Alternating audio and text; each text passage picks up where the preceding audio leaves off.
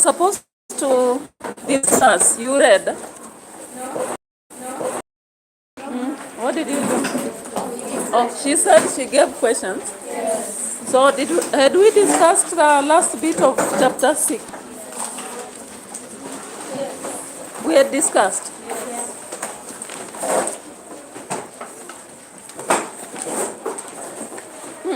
We didn't read page 92, did we? We read.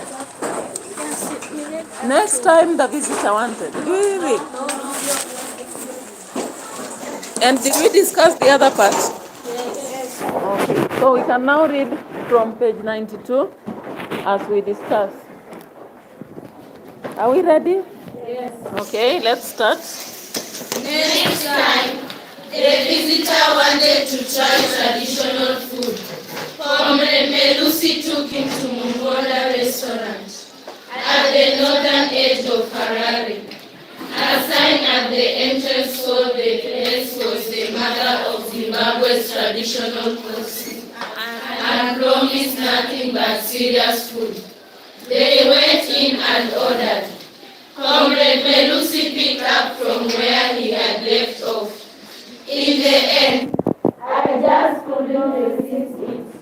He said, I mean the temptation to annoy the Goma, which is what everyone had taken to calling the new ruler, because he was bombing the country's economy back to the Stone Age. I decided to irritate him in a small yet definite way. Goodness, was I named? Don't you mean brave? No, I mean naive. This is Africa, my friend. You do not go around irritating a head of state in Africa unless you are naive. So, why did you do it? Mr. Longway, I have just told you why I did it. I was naive. Anyway, I formed an opposition group, the New Independence Party, NIP. The visitor liked that. You mean there was a leap in the air? He joked. But the joke went completely over Comrade Melusi's head. Still, the visitor pressed on. Then what did you do? I ran for president. Save your breath. There is no prize for guessing what followed. I guessed anyway. The bomber won. Yes, by 99% of the votes. I and the other candidates share 1%. Now, we knew we lost. We were naive, not stupid, but we didn't know when to lose that badly. Yes, we did lose, comprehensively. In fact, but we did not lose that badly. After you lost? Yes, but not so much at my enemy as at my enemies. Wait, why were you angry at your allies? Because we could have defeated our man, but only if we had fought him together. What had sowed matters up against him so much for you to think so? You mean what had not sowed matters against him? First, there was a drought, the worst in a century. It had hit Zimbabwe so badly that the Goma himself had declared it a national disaster. Second, there was the international community. It had come and clamped on Zimbabwe a program it had called. Why are we reading like that? Please, let's try to read in a better way. Yeah, so let's continue, sir. Sir, structural adjustment program. Explain comprehensive. What did it want? It wanted to revive Zimbabwe's economy by restructuring it. Did it succeed? Certainly not, said Comrade Melusi emphatically. Then he sighed. Oh,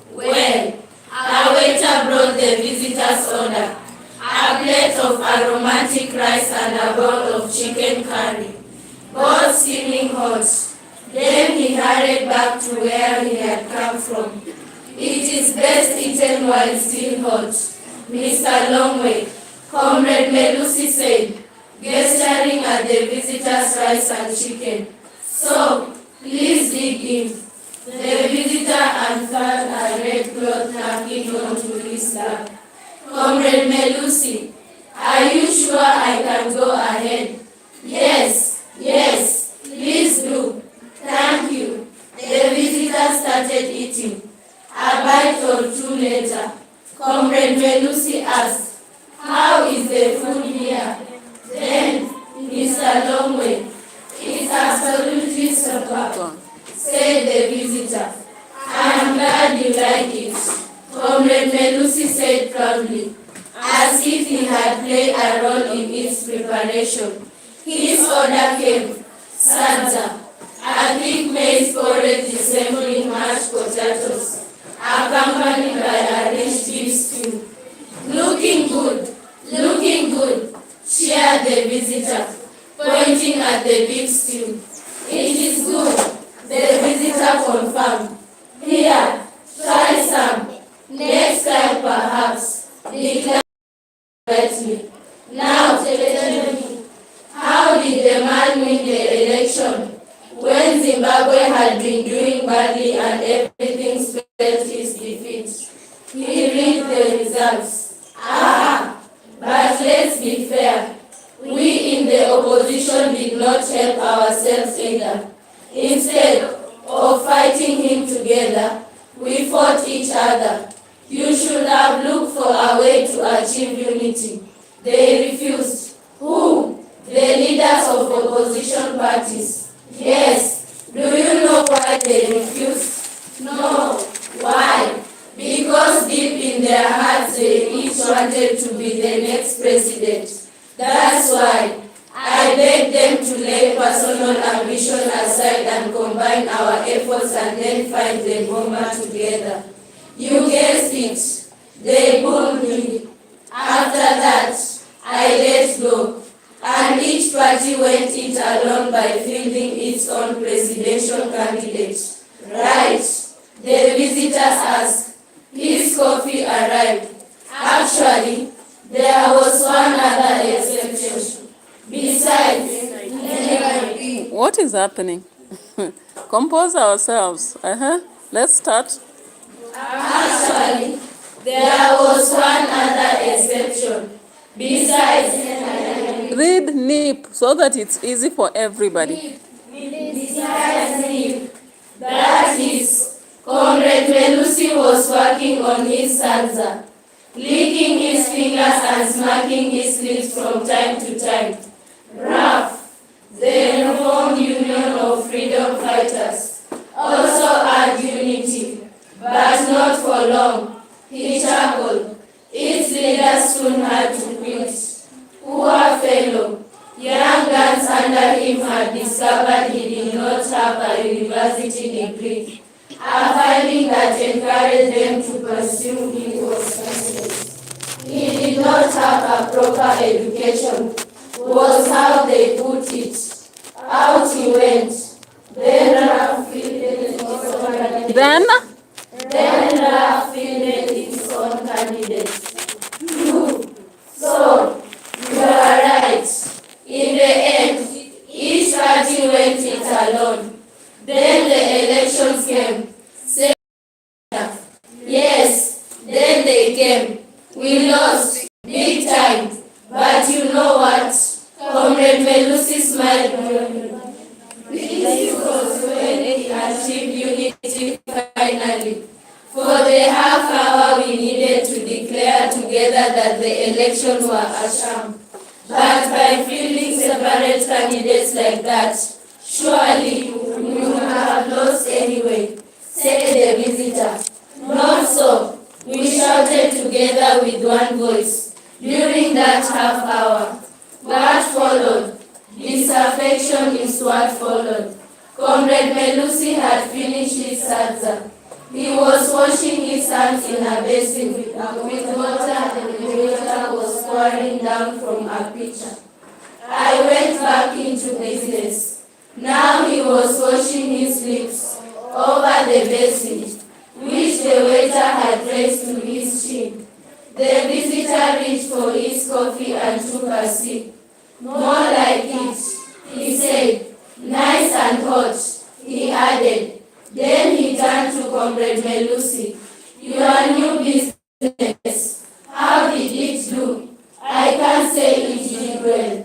Inflation was eroding incomes faster than they could grow. But I survived. I and work in a field as I didn't. I didn't live and work in a field as suburb as I did before. I just could not afford the rent there anymore. No, I had relocated to a slum in a poor part of Harare. But, hey, I was alive. He laughed, falsely. Sorrow was in his eyes. Then there came Murambatsvina. Then there came what? Asked the visitor. Murambatsvina. It is Shona, meaning expelling the trash. Please go on. Bulldozers went from slum to slum, evicting residents by tearing their homes to the ground. Murambatsvina expelled us. The trash. All right. We got no advance warning before or alternative accommodation after. Nobody cared whether we live or die. We had to go. It did not matter where. Just go. Did anyone explain why you had to leave? The bomber tried to. Murambatsvina's real aim, he said, was to prevent disease and crime pride. Was that his aim? Comrade Melusi benched. Disease and crime increased instead. No, Murambatsvina had nothing to do with curbing of disease or crime. Its true aim was to punish us, the urban poor, for supporting opposition parties. Waiter, come. The visitor was ready to pay. A female waiter came. We hope you have enjoyed our hospitality. Sir, she said to the visitor, ignoring Comrade Melusi. She had presumed correctly that the visitor was her real debtor. But if there was anything not to your liking, please note it down on the questionnaire our receptionist will ask you to fill out as you leave. Her English was perfect, a fact of which she seemed immensely proud. And now, sir, here is your bill. A big sack of cash buffing the debt came out to settle the bill. Keep change, offered the visitor in degraded English, as if to take this proud woman down a peg. His effort did not work. Her pride still intact. She made off with her prize and bore. Comrade Melusi resumed.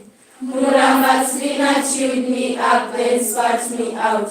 He said, I imagine it did, said the visitor.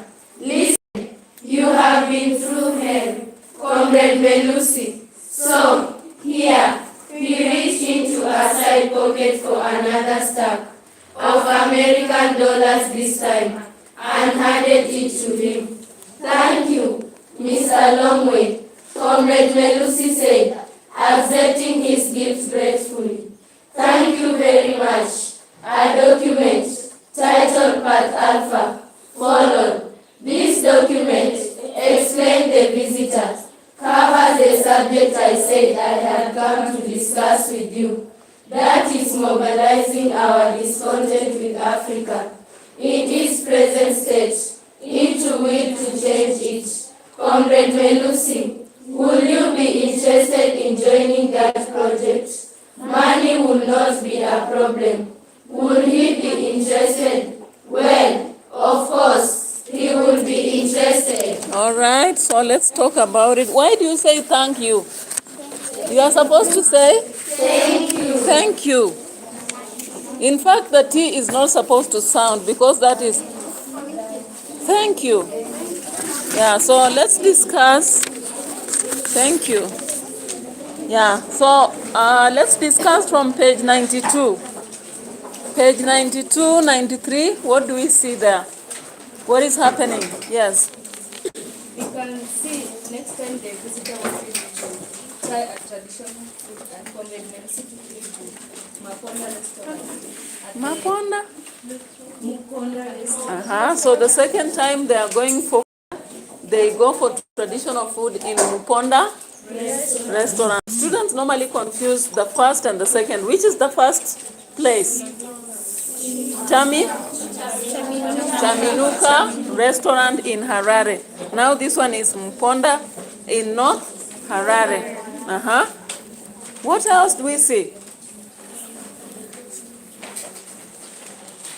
Yes. See that the place was indeed the mother of Zimbabwe traditional cuisines. So the place Muponda was full of Zimbabwe cuisine. Cuisine is variety of food within that locality.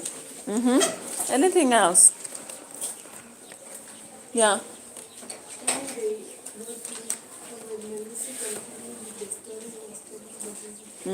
So Comrade Melusi has to proceed with the story about himself. Remember the last time he had talked about the strangling of Ziliza and had also talked about what? What was the last thing? The fact of fire cache, the firearm cache appearing in his leader's place, and the fact of weakening the opposition and strengthening the government using which group? Kukurahundi. Now we have come here. What do we see exactly? What is happening? What happens here? What did Melusi do? Now that he had lost Ziliza, who was strangled by Kukurahundi, what did he decide to do?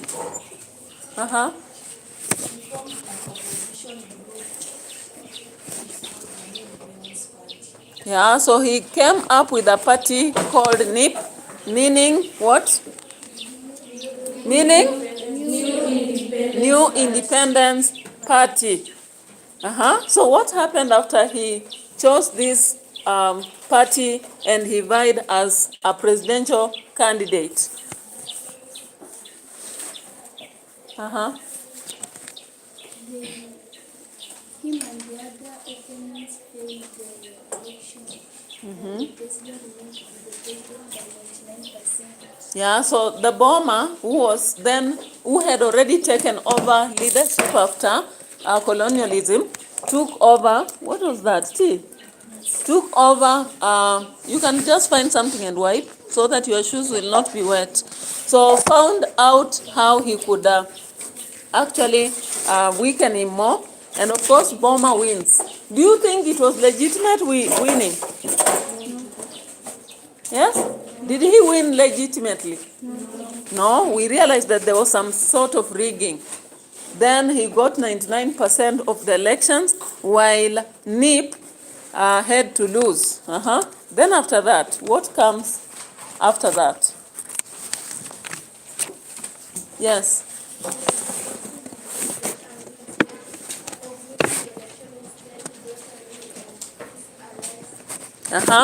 So he had lost, and he knew he lost because of his allies. He had been working with people who were not focused. And why does he hate the allies? What did they do? Yes? Yeah, instead of joining hands to fight together, they mushroomed with so many parties. And that is what we are saying even in Kenya currently. If multi-party will be many, if the opposition will be many candidates, there is nothing going to do. They'll just lose, as the president who is currently there will win.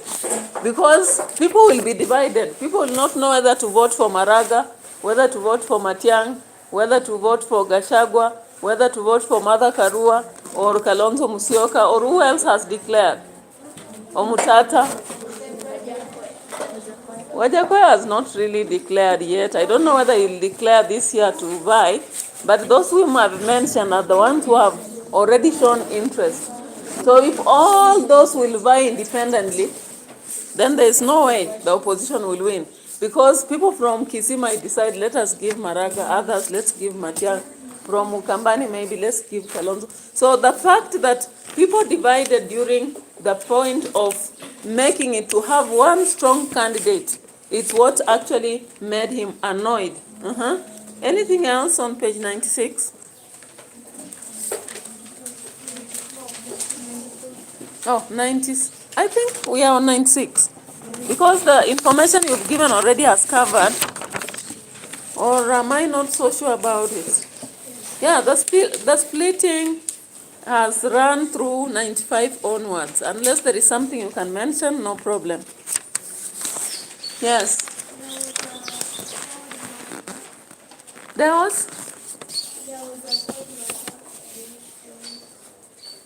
was a soul. Solved matter. Sold. What is that? S-O-R-D. Explain further. S-O-U. Explain more. It says that there was drought that hinders their country.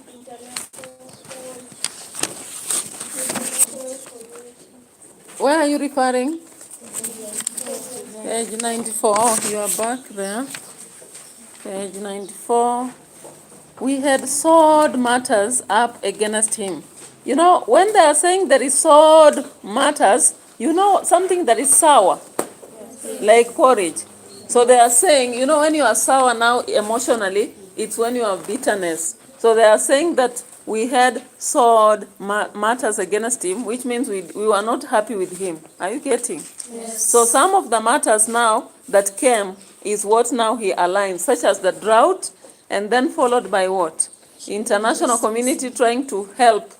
You know, when there is drought, there is no food in a country, people don't have what to do, there is desperation. So when there was that problem, international community automatically came in to help. Yeah? And they had a program known as SAP, which is Structural Adjustment Program. But what happened to that? What happened to that SAP?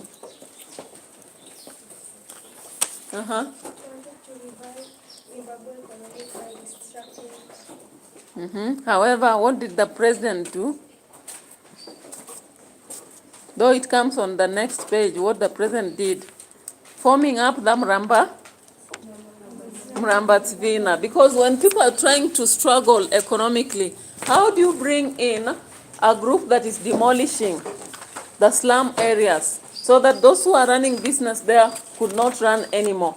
And they said that Mrambatsvina is meant for what? What was it meant for? Yes? Expelling the trash. Which specific trash did the government say it was going to expel? Yes? No, they didn't say just slums. They said they are going to do away with? Yes. That was the reality. But what did they say to the people? Yeah. Diseases and crime. So they pretended that they are forming Mrambatsvina, something to do away with crime in the slums and diseases. But the reality is what she had said. The reality is that they came up with this so that they can frustrate the opposition. They knew that those who are settling in slums more were from the which tribe, Shona or Ndebele? Shona. It is Shona. Melusi belongs to Shona. Yeah, the Ndebele. So when they decided to attack the Ndebele so that they weaken them more, of course, when you look at even at Nairobi, there are some more sub-tribes or tribes who live in a certain place. You go like to Githurai, there is a possibility of a more of certain tribes settling there. If you go to Kibera, there is a specific tribe that will be more there. Then when you go like to Mukuru, Kwanjenga, or any other place, so the slums have different tribes. And that is what we see in Zimbabwe. And therefore, now that the president knew that the Ndebele settled Somo in the slums, he had to do away with the slums. And in the process, what happens to Melusi? What happens while he is using Mrambatsvina? What do we see?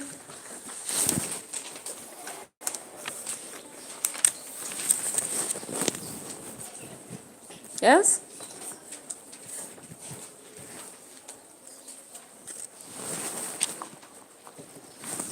Yes. It chewed him up and spat him.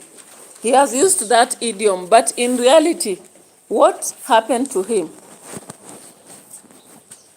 You have an idea? His shop or business, what happened to it?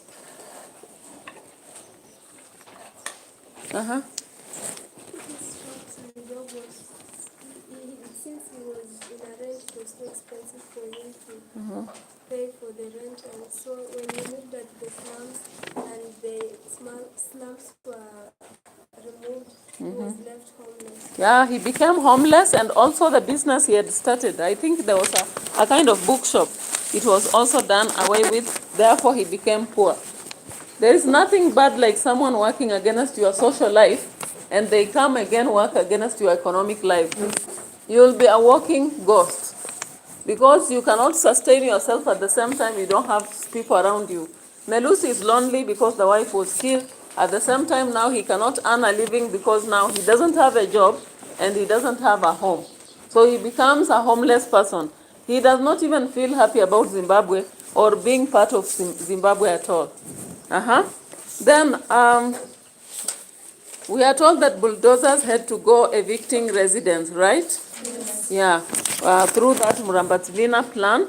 And so instead of reducing diseases and crime as they had promised, what happens? What happens to, yes? So can you imagine, slums are most populated, right? Yes. Yeah, for those of you who like live, even, I don't know which slum is around here, in this town. When you are, this market that is normally there, how do you call the name? How is it called? Matisi, yeah, Matisi is a slum, right? If you compare to maybe other places like here, near Galilee or these other places, they are a bit better. Now you can imagine the population at Matisi, possibly it's higher than the other. Why? One thing, those who settled there just one room or something like that. The houses there are also just tin roof, tin houses, or maybe mud houses or simple houses. So we have like a whole of this can accommodate even 1, 2, 3, 4 families, 6, 7, 8, 9.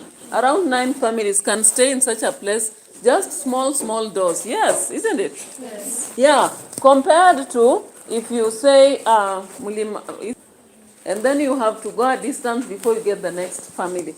So if you destroy slums, the population there is very high. You destroy a lot of people.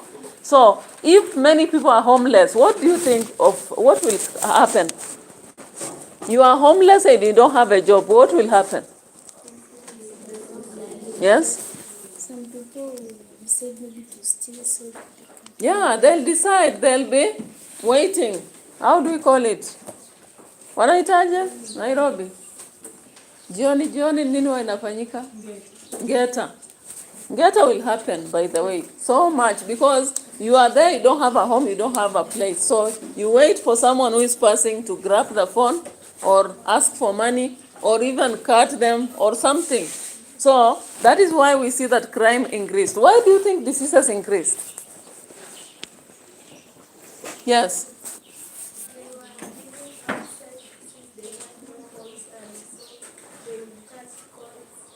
So situations like pneumonia, we have another, we have other respiratory diseases will come. You will find typhoid because automatically these people will take maybe dirty water. You will find malaria because they're exposed to mosquito, cholera, and such other illnesses, even mental illness. Because once you lose a home, you lose economy is low, and again, you don't have a family. It is so easy for you to be depressed. Depression can lead to mental disability. So we see that is why diseases and crime increased. Now we see at the end, what does Third Long Way do?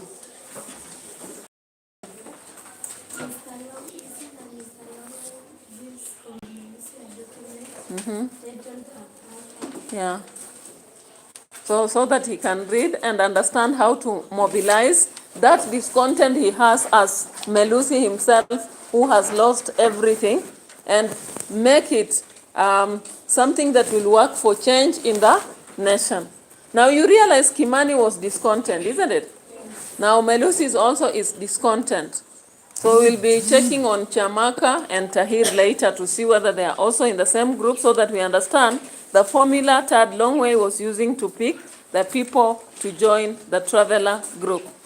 Before giving the document, there is something he gives to Long Way. Yes.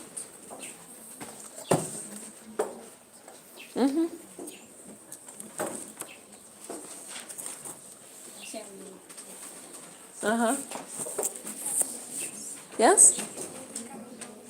American dollars, yes. So there is money that he gives him after billing what they had eaten, isn't it? Yes. Yeah, so he is so happy because he has lived a life without money. So he becomes excited. He has been paid for, the food has been paid for. At the same time, he has been given some money. And remember, just like Kimani was promised that he would be footed everything, here the footing will also happen. Now let's start chapter 7. We might not go too far because the bell might ring before, but we just have to start. Though it's only 3 pages, but we may not finish. We can? Yes. Okay, let's try. Before the summit opened, it was thought we might break the ice by going from guest to guest and engaging each in friendly banter first. He began with the president of Nigeria. He got this right. There is a political hierarchy. Nobody talks about it publicly. Those low in the hierarchy would take offense if anybody did so. But it will not be any clearer if everybody talk about it publicly. Publicly. Please read publicly. Publicly. Yeah. Let's continue. It rests on 4 cords of influence. One of these cords of influence is power. The ability of countries to impose their will on all who oppose them. More precisely, it is fair by them who might oppose, that those countries will impose their direct will on them if they oppose. Population is another pole of influence. True, it was less pivotal in the era of the summit than it had been centuries before, when strength of armies were measured in number of soldiers and therefore depended on size of population. But to this day, it still counts. Nobody takes on China, for example. Similarly, in Africa, no one takes on Nigeria. Again, population is the reason. Every 5th African is a Nigerian. So no African snubs Nigeria or its president. This was why before the summit opened, it was clear other presidents are going to exchange pleasantries with the president of Nigeria first. He had to show that the premier status of Nigeria was neither in question nor in doubt. Thrilled by this recognition, the Nigerian president, arrived 70 years old and a full general, if now retired, stood up from his seat and gave his host a broad smile, followed by a warm hug. Host and guest then chatted like brothers. Indeed, twice each told the other his brother president, thereby revealing a personal secret they shared.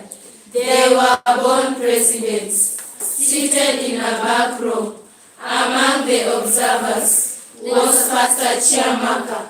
The summit's instructions to him as an observer were not only firm and clear, but also rude and insulting. Watch the summit, but don't intervene, ever. Therefore, he was just watching, not intervening. The Nigerian president, he considered reluctantly. What are you saying? Looked more majestic in those sky blue robes that he was wearing than did his Ghanaian counterpart in his cloth of white cotton. If only the man would rule Nigeria well, Pastor Chiamaka thought to himself. Another pole of influence is technology. Nobody picks on America. The reason is not the size of its army but the capacity of its technology. Likewise, in Africa, nobody picks on South Africa. Its technology is nowhere near that of America. But in Africa, its technology is second to none. For this reason, as soon as the summit host had finished hammering Nigeria's head of state, Please, let's go back. We said humoring, not hammering. Hammering should be Hammering. So let's go back to its technology is nowhere near that.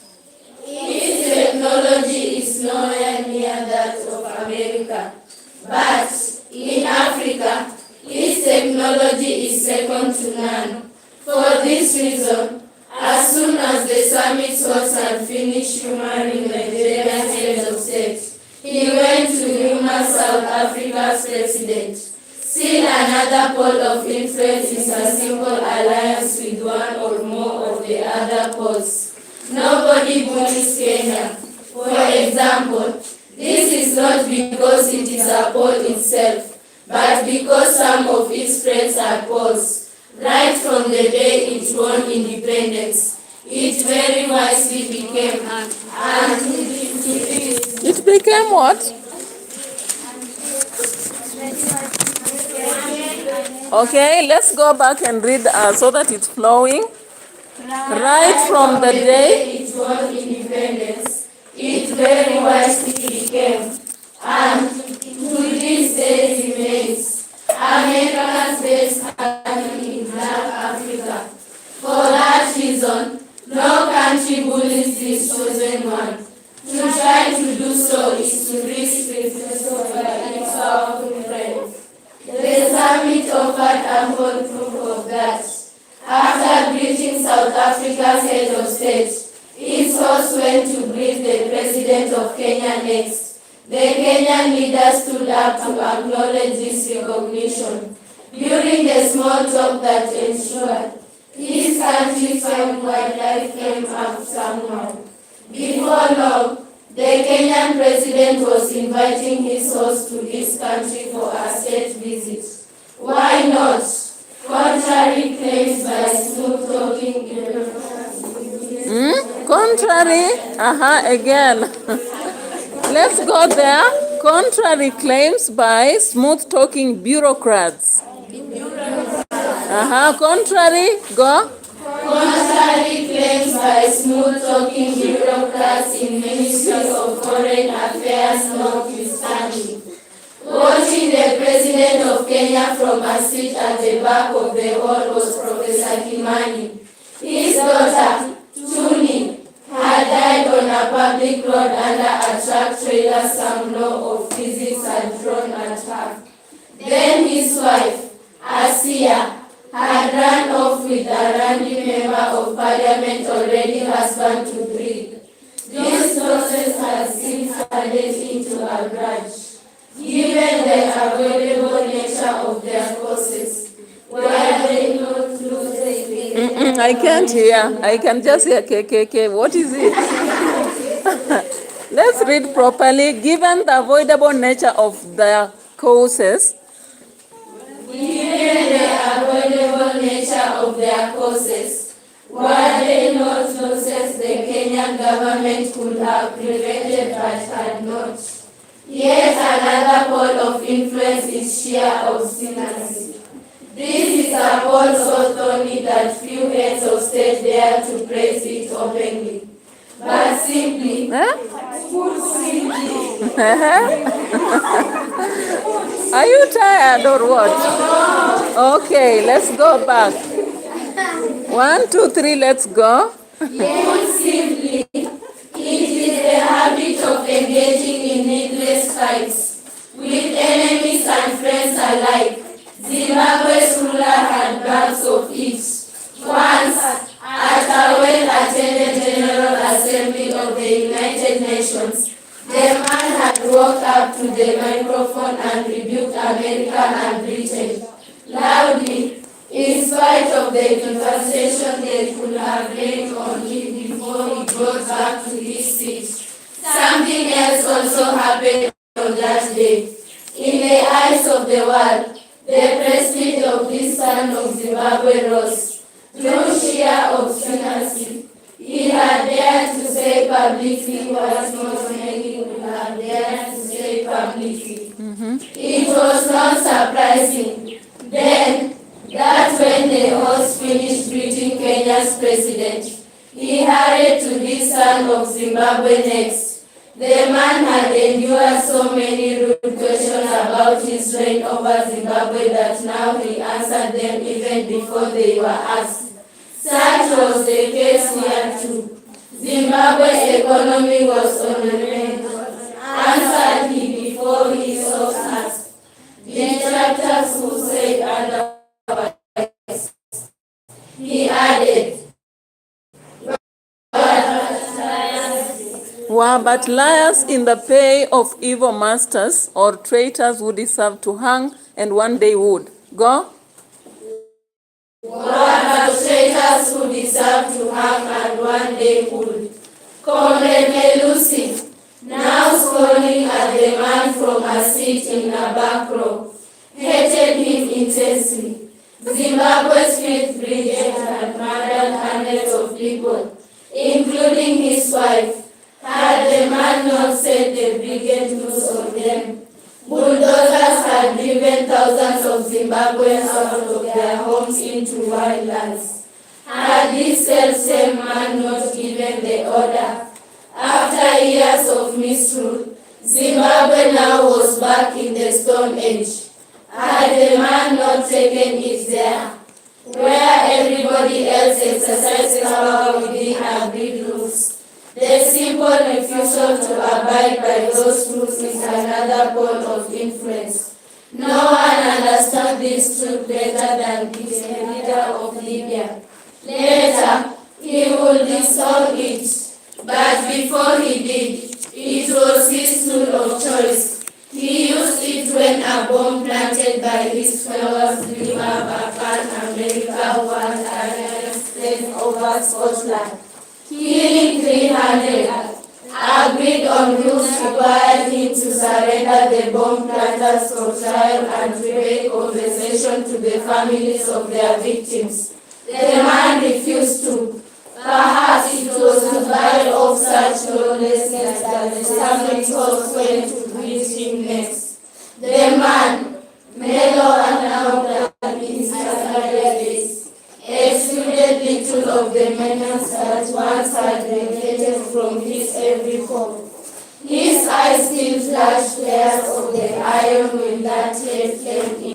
This was not understandable. From the back of the hall was Engineer Tahir.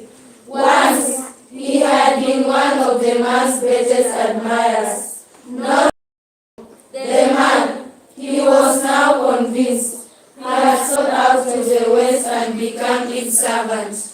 The man used to snap at the West seas like a terrier. But now he was condemned. Happiest when seated on the West slab. Worst of all, the The man had abolished Libya's nuclear weapons program. How could he have failed to see, marveled Engineer Tahir, that by so doing he was throwing away the country's only insurance against future Western attacks and signing his own death warrant in the bargaining. Good. So this is one of the chapters that carries some stuff about the leadership aspect and all that. Now when we look on page 100 and 101, what are they telling us about the procedure with which countries are respected? What is the consideration of respect to countries? Yes. The first aspect is power. The power. If a country is powerful, that is considered. And such countries include, like, I think, America, UK, and all that, right? Then the second is population. Like where? Nigeria. Like Kenya. Nigeria is the most populated, so it is the second respected. Then which is the next to be respected? Technology. The pole of technology, which we see in China, Japan, but when you come to Africa, we see it in South Africa. The next pole is? Simple alliance. Yeah, simple alliance. If you are a friend to America, a friend to the UK, a friend to that, then that is the next respect you are offered. Such country is Kenya. After that, what is the next aspect? Share? Yeah, when you are a kind of person who is hard to deal with, that is the next respect given. And we are given which president? Zimbabwe. Remember that he once stood in public to tell of America about what? What did he tell America of about?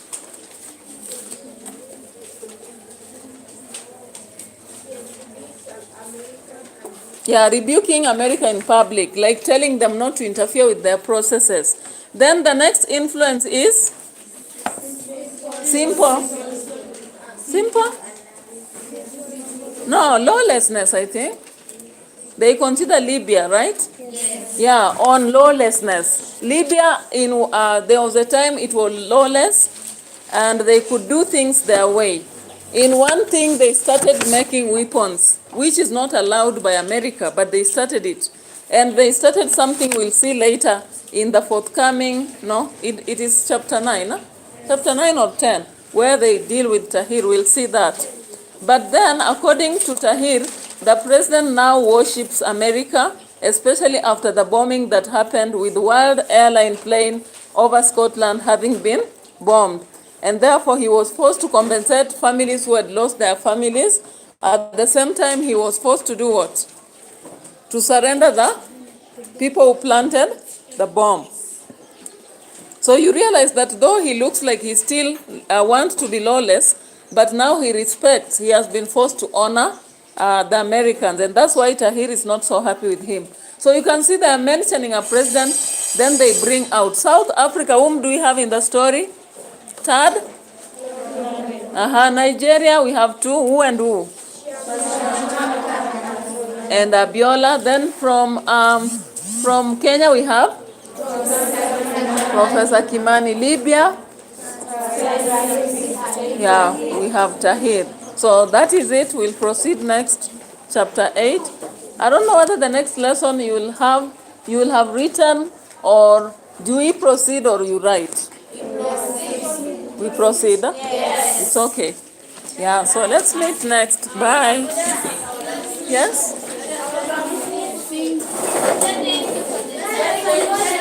One person, please. One person. I promised to sing. We will sing, not now, but we have to plan once we have reduced this task. We will do it. Welcome. Yeah. I don't know. It is upon you to tell me which lesson you will use, like 2 lessons that you can use to ask. Saturday is only 40 minutes, so unless you pick 2 lessons, Saturday and Friday. When is our remedial? Friday. So we do Friday evening plus the other one. Yes. You have prepared for which? How many units? Chapter 1 and 2. One is saying one only, others one only. Yeah, so we need the lesson on Friday and the one on Saturday. Someone else was saying something. Oh, it's okay. Bye. Bye.